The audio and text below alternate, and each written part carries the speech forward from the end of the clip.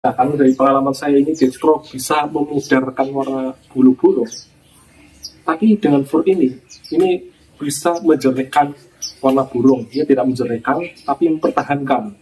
Jadi kedua makanan dan minuman ini saling melengkapi untuk tubuh si mungil, leci ini ataupun zoosterops.